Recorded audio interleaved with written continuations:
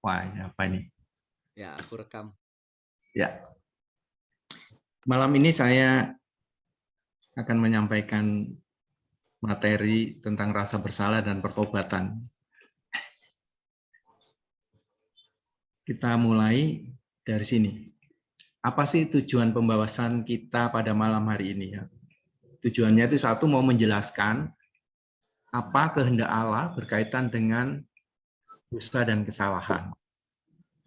Kemudian membantu bagaimana mengatasi perasaan bersalah dan menghukum diri sendiri. Yang ketiga, tujuan kita adalah bagaimana pendekatan yang benar dalam masalah pertobatan ini. Itu pendahuluannya. Oke, pertama ini.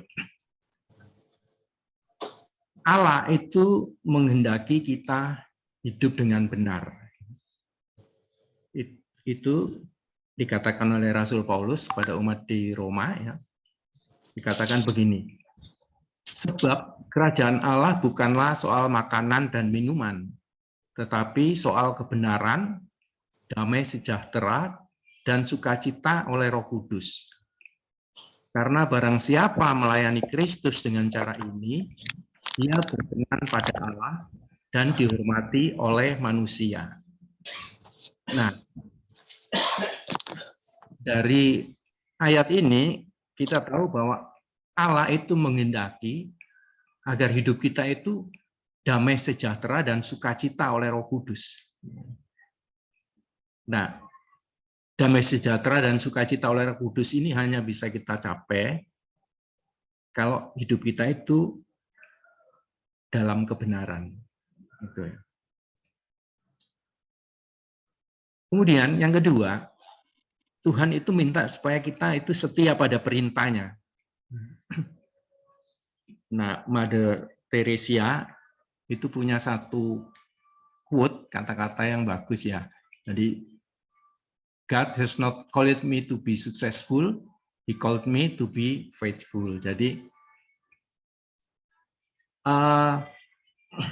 apa yang mau disampaikan dengan kata-kata ini adalah Allah itu tidak menghendaki supaya kita melakukan sesuatu itu yang membebani. Yang penting Allah itu meminta kita untuk percaya. Jadi setia pada perintah Allah itu jangan dianggap sebagai beban. Justru dengan mematuhi perintahnya itu kita akan terhindar dari kesalahan-kesalahan. Dan perintah Allah itu jangan dianggap akan membelenggu kehidupan kita ya. Justru dengan perintah-perintahnya itu Allah itu ingin supaya kita terbebas dari jeratan-jeratan kesalahan itu. Kira itu maksudnya dari quote dari Ibu Teresia ini. Kemudian yang kedua, bagaimana memperbaiki kesalahan jika kita telah melakukan suatu kesalahan atau pelanggaran. Pertama itu kita diminta untuk menyadari dan mengakui akan kesalahan yang kita lakukan itu. Kemudian kita juga diminta untuk meninggalkan kesalahan. Bahkan sebetulnya Markus 9 ayat 43 ini tentang ajaran tentang ini. Kalau tangan kita melakukan kesalahan, ya lebih baik tangan kita itu dikutungin gitu ya, daripada kita masuk ke dalam neraka dengan tangan yang utuh tapi kita masuk di dalam neraka gitu. Ini ayat tentang itu ya. Kalau kaki kita melakukan kesalahan, lebih baik kita nggak usah punya kaki tapi kita bisa masuk surga daripada punya kaki tapi masuk ke neraka. Jadi ini peringatan-peringatan supaya kita tidak terjerat masuk ke dalam perbuatan-perbuatan salah. Itu yang kedua. Yang ketiga, itu kita diminta untuk bertobat dan mohon pengampunan. Nah, kita juga tahu di Matius itu dikatakan kalau ada sesama kita yang bersalah kepada kita, kita diminta untuk mau mengampuni 70 kali 7 kan. Lebih-lebih Allah yang Maha Kasih ya. Kalau kita punya kesalahan atau pelanggaran, kalau kita minta ampun, kita yakin pasti akan diampuni. Ya meskipun nanti juga ada silih ya untuk itu. Nah sebetulnya ya contoh yang paling bagus tentang bagaimana kita memperbaiki kesalahan itu cerita Lukas tentang anak yang hilang itu. Kita sangat hafal sekali ceritanya ya. Anak yang hilang itu akhirnya kan dia menyadari kesalahannya, dia mengakui kesalahannya, dan dia bertobat, kemudian dia memutuskan untuk pulang untuk minta pengampunan. Saya kira itu contoh yang paling indah lah untuk bagaimana kita memperbaiki kalau kita punya kesalahan. Yang keempat, itu kita harus bertanggung jawab atas kesalahan kita. Dan kita berani melakukan perbaikannya. Nah, itu diberi contoh tentang Zakheus. Nah, Zakheus itu kan tadinya kepala pemungut cukai, dia dikatakan suka memeras gitu ya. Tapi akhirnya di dalam kisah itu, yang tadinya dia itu memeras, akhirnya dia memberi. Dia mengatakan bahwa dia akan memberikan separuh dari hartanya untuk dikembalikan kepada orang-orang yang dirugikan olehnya. Dua contoh ini saya kira contoh yang paling bagus ya. Perikop yang sudah kita hafal itu sangat indah untuk kita dalami dalam hal ini berkaitan dengan topik kita malam ini tentang rasa bersalah dan pertobatan ini. Itu yang kedua. Ini tadi tentang untuk berani mengakui kesalahan tadi ya, Yohanes 1:8. Jika kita berkata bahwa kita tidak berdosa, maka kita menipu diri kita sendiri dan kebenaran tidak ada di dalam kita.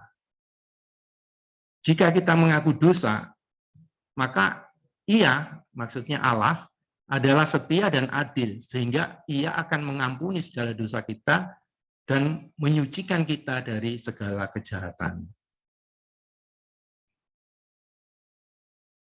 Ini bahwa kita diminta kalau melakukan kesalahan itu ya kita berani mengakuinya.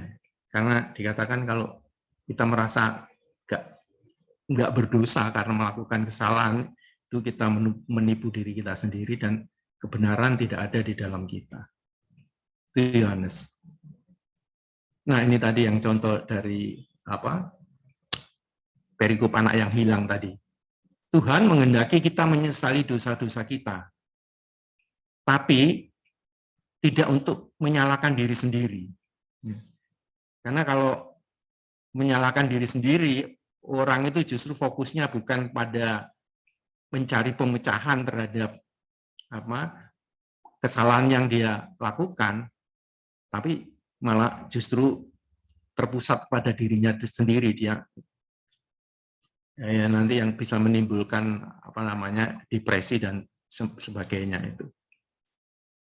Lukas 15:20-24 itu mengatakan begini petikannya ya.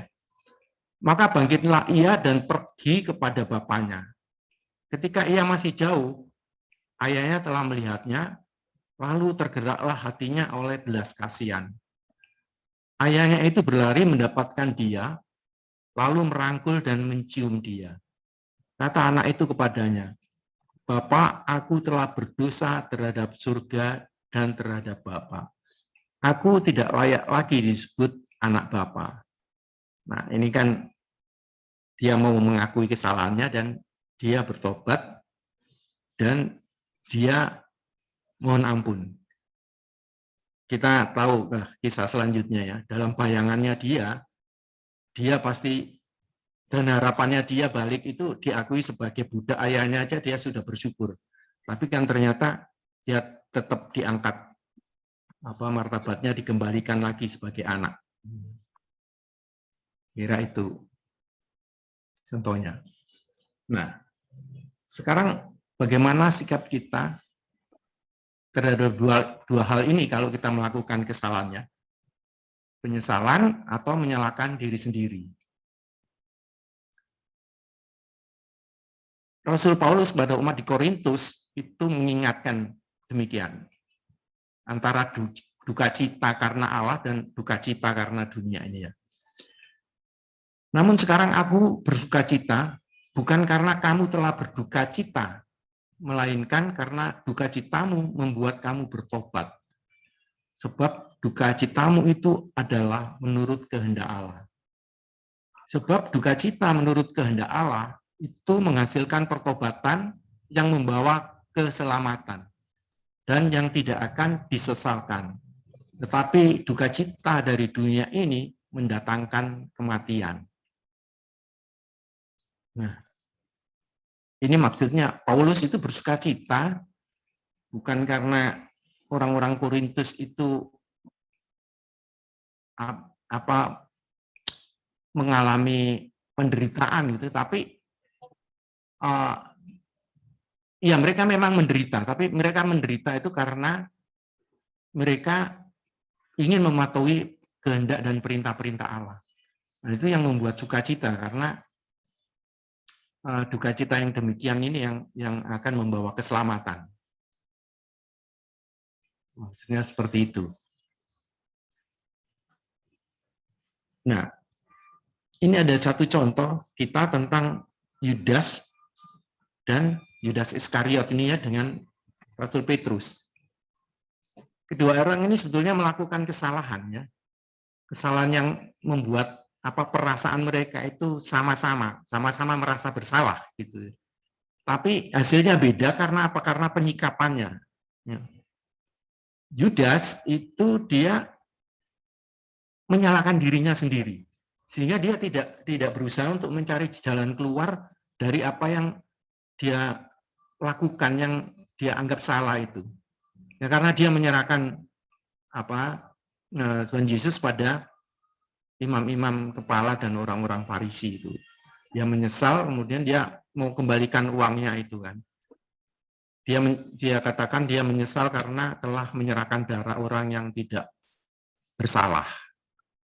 Tapi apa kata orang Farisi itu urusanmu bukan urusan kami. Nah, dari situ dia makin depresi, akhirnya dia pergi dan menggantung diri.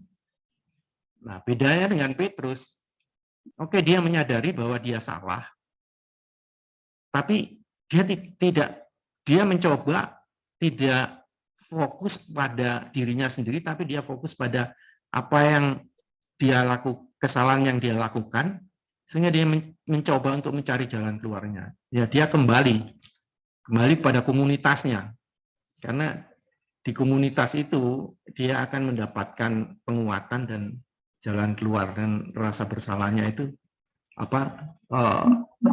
rasa bersalah dan rasa berdosanya dia itu pelan-pelan di dalam komunitas itu bisa teratasi. Nah, jadi penyesalan yang menghasilkan pertobatan itu ujungnya akan mendatangkan keselamatan dan akan menimbulkan perubahan sikap, ya, karena dia akan berusaha mencari jalan keluar dari hal-hal yang telah dia lakukan yang dianggap salah itu.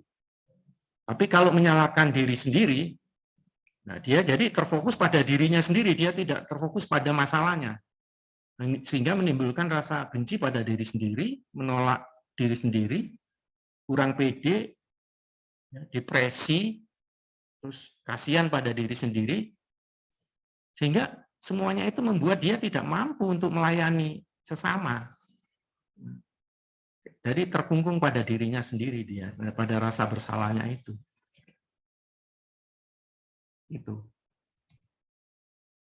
Nah, ini ada penggambaran bagaimana kita menanggapi kesalahan itu. Jadi kalau orang berbuat kesalahan itu digambarkan kalau kita itu dalam satu persidangan gitu ya. Nah, hakimnya Allah itu tersangkanya kita, terus yang mendakwa itu setan gitu. Dan pembela kita itu Roh Kudus. Nah, setan kan memang ya kerjaannya dia itu memang mendakwa kita.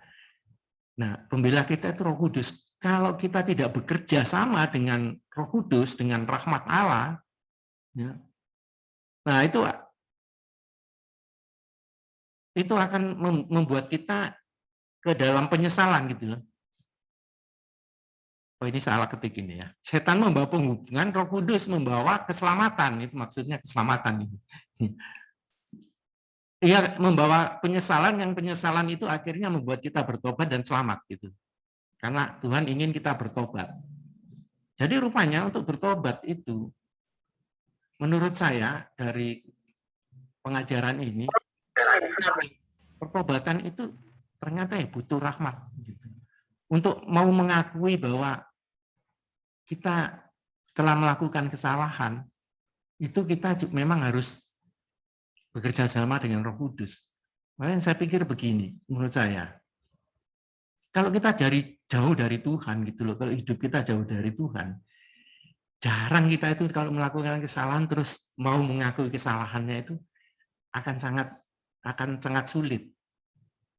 Karena sebetulnya kalau kita melakukan kesalahan itu Tuhan selalu, kita yakin kan Tuhan selalu menyertai kita. Sebenarnya Tuhan selalu memberikan kesempatan kepada kita untuk memperbaiki kesalahan itu. Ya tentu urutannya seperti tadi ya, kita menyadari dan mau mengakui. Nah, mau mengakui itu aja juga butuh rahmat. Butuh rahmat. Karena kita lihat dalam medsos sekarang ini, saya sering-sering buka medsos itu. Wah, banyak orang itu susah sekali mengakui bahwa dia melakukan kesalahan. Macam-macam lah pembelaannya dia. Jadi pertobatan sejati itu harus mengubah cara kita berpikir, mengubah arah hidup kita ya. Jadi kita mau mengakui bahwa kita pernah melakukan kesalahan dan kita meninggalkan kesalahan itu dan mulai hidup yang baru. Ya, membiarkan Yesus merajai tubuh dan jiwa dan roh kita. Dan pertobatan ini memang harus dilakukan dengan semangat, gitu. Ya, dengan penuh gairah untuk merubah arah hidup ini. Kira itu. Nah, ini yang firman ini juga menguatkan kita bahwa Allah itu Maha Pengampun. Marilah, baiklah kita berperkara, firman Tuhan. Sekalipun dosamu merah seperti kermisi, akan menjadi putih seperti salju. Sekalipun berwarna merah seperti kain kesumba, akan menjadi putih seperti bulu domba.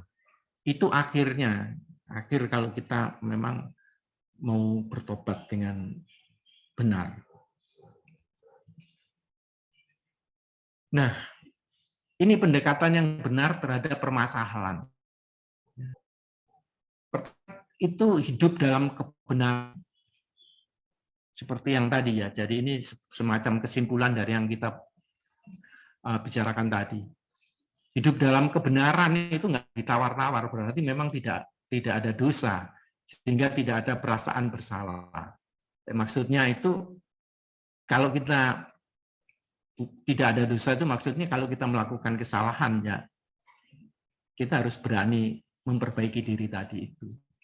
Sehingga kita selalu hidup dalam kebenaran, supaya ada damai sejahtera dan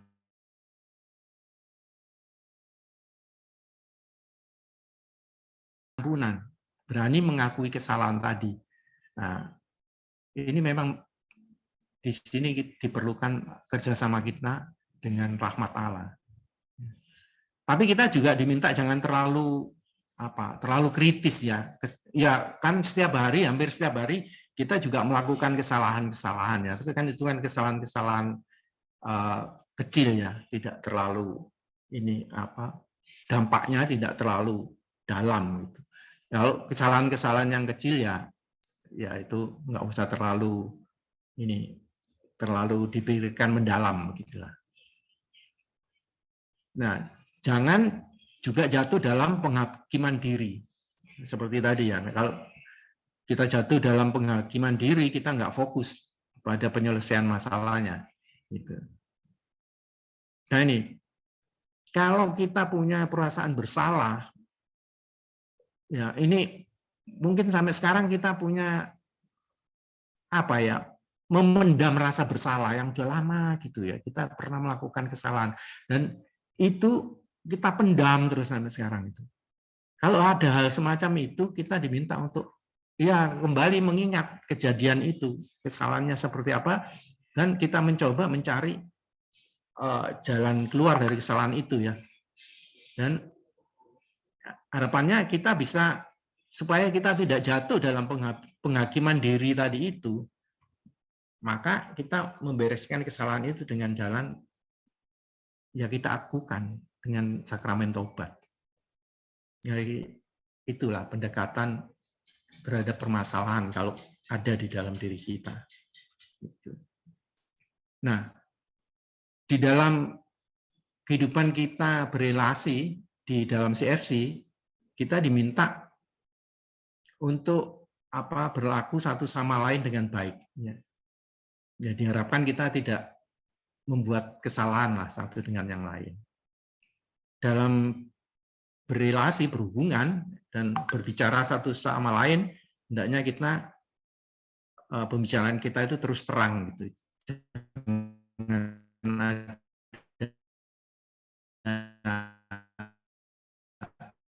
Tersembunyi di dalam depresi. Dan ketiga itu diminta untuk belajar untuk saling mengampuni. Nah, saya kira itu, brother sister, materi kita malam ini. Terima kasih sudah